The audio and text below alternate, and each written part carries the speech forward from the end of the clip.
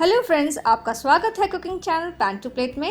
आज हम महाराष्ट्र की बहुत ही स्वाद से भरपूर स्नैक रेसिपी बनाएंगे। इसके जो इंग्रेडिएंट्स के कॉम्बिनेशन है बहुत ही मज़ेदार है। आप इसे बच्चों को टिफ़िन में और as a tea time snack बना सकते हो। आप इसे सफ़र में भी लेके जा सकते हो, बशर्ते आप इसमें प्याज ना डालें। अगर आपको ये रेसिपी पसंद आए तो डेफिनेटली लाइक, सब्सक्राइब, शेयर और नोटिफिकेशन बेल बटन ऑन करना ना भूलिए डेली रेसिपीज अपडेट के लिए। तो चलिए बनाना शुरू करते हैं महाराष्ट्र की स्नैक रेसिपी। थाली में हम 1 कप बेसन, आधा कप मैदा और बहुत ही हल्का सा नमक डालेंगे, आधा टीस्पून हल्दी, 1 टीस्पून लाल मिर्च पाउडर, आधा टीस्पून अजवाइन। अब सभी चीजों को हम अच्छे से मिला लेंगे।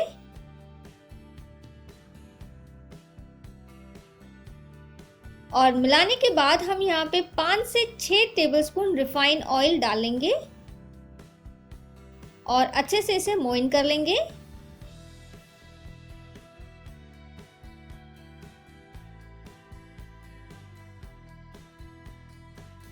तो बेसन भुरभुरा सा हो चुका है। अब थोड़ा थोड़ा करके हम सादा पानी डालते जाएंगे और आटा गूंथते जाएंगे।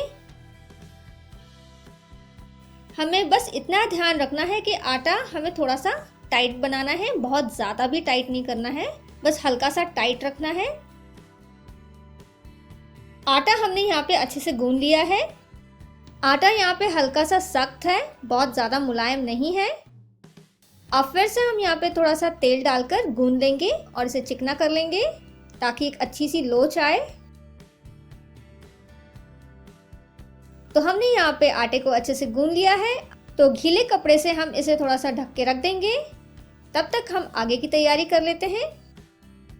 हमने यहाँ पे नींबू के आकार की इमली को 1/4 पानी में भिगो के रखा था और इसका हमने गाढ़ा गूदा निकाल लिया है। अब इसमें हम गुड़ डालेंगे अपने स्वाद के अनुसार।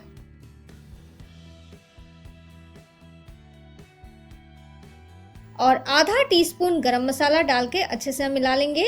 आप गरम मसाले की मात्रा बढ़ा सकते हो।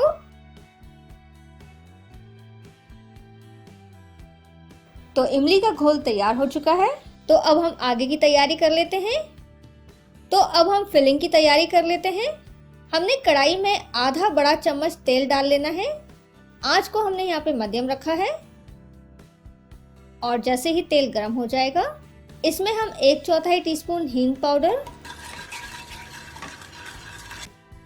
आधा टीस्पून सौंफ, आप सौंफ की मात्रा और बढ़ा सकते हो अगर आपको सौंफ का फ्लेवर ज़्यादा पसंद हो तो, 3 तीखी कटी हरी मिर्च, 1 मध्यम आकार का लंबा कटा हुआ प्याज। हमें इसे पारदर्शित यानी कि ट्रांसलूसेंट होने तक पका लेना है। हमें यहाँ पे प्याज को ब्राउन नहीं करना है, ना सुनहरी करना है। आधा टीस्पून अदरक लहसुन का पेस्ट डालकर हम मिला लेंगे और कुछ 1 मिनट तक हम इसे पका लेंगे। अब इसमें हम 2 टेबलस्पून बेसन डाल देंगे। ये कच्चा बेसन है, तो इसे अब हम मिला लेंगे अच्छे से और 5 मिनट तक हम बेसन को पका लेंगे ताकि बेसन में जो कच्चापन है वो चला जाए।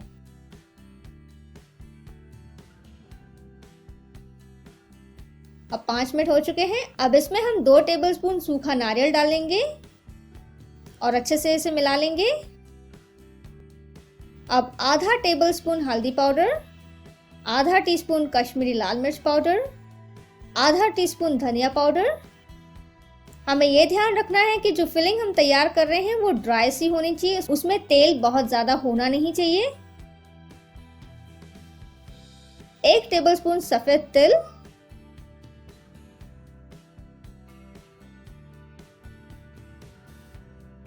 टेस्ट के हिसाब से नमक,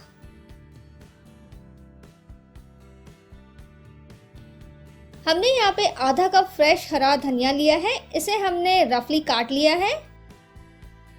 अब फाइनली हम इसमें कटा हुआ हरा धनिया डालेंगे और अच्छे से हमें इसे मिला लेना है। उससे पहले हम 1 टेबलस्पून शक्कर डालेंगे और अच्छे से मिला लेंगे। जैसे ही हम मिलाते जाएंगे इसे अच्छे से, आप कुछ ही सेकंड में देखना शुरू करोगे कि जो धनिया है वो कम होने लगी है, सिकुड़ने लगी है।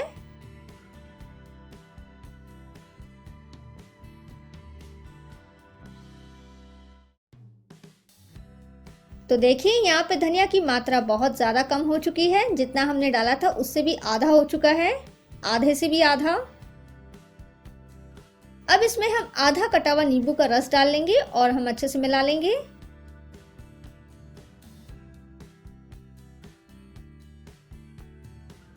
तो यहाँ पे फिलिंग तैयार हो चुकी है। हम गैस को बंद कर देंगे और ठंडा होने इस फिलिंग को रख देंगे।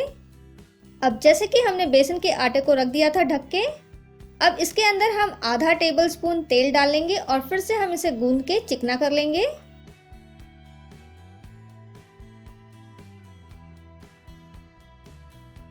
तो देखिए ये आटा बहुत ज़्यादा सख्त नहीं है, अब ये ठीक ठाक ही है, बहुत ही ज़्यादा सॉफ्ट नहीं है ये परफेक्ट है।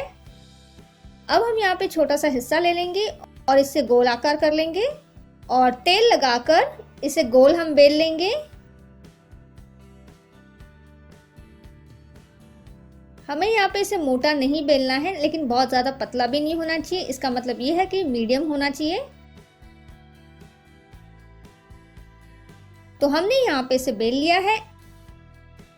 तो इमली का मिक्सचर जो हमने तैयार किया था वो हम इसके ऊपर इस तरह से लगा लेंगे।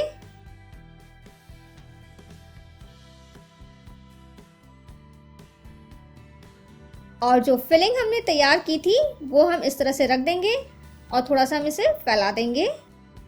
अब हम इसे एक फोल्ड कर देंगे इस तरह से और इसके ऊपर हम थोड़ा सा पानी लगा देंगे। अब इसके ऊपर हम दूसरा फोल्ड रख देंगे और हल्के हल्के हाथों से हम इसे दबा देंगे, बहुत ज़्यादा प्रेशर नहीं देना है। अब जो दो आखिरी के छोर रह गए हैं उसे हम थोड़ा सा दबा देंगे इस तरह से, ताकि जो फिलिंग है वो बाहर ना निकल सके। और फिर से हम यहाँ पे पानी लगा देंगे और इसे फोल्ड कर देंगे।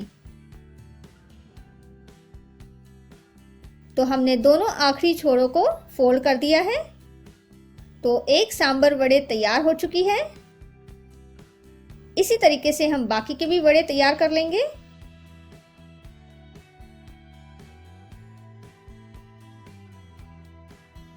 तो जैसे कि हमने सारे के सारे सांभर वड़े तैयार कर ली है, इसे अब हम तल लेंगे। तेल यहाँ पे गर्म हो चुका है और आंच को हमने यहाँ पे मीडियम हाई पे रखा है।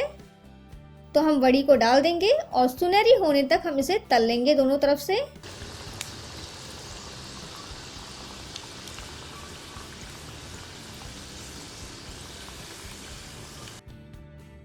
तो देखिए सांभर वड़ी तल के तैयार हो चुकी है। आप इसका जो टेक्सचर देख सकते हो, बहुत ही दानेदार आया है, बहुत ही अच्छा लग रहा है।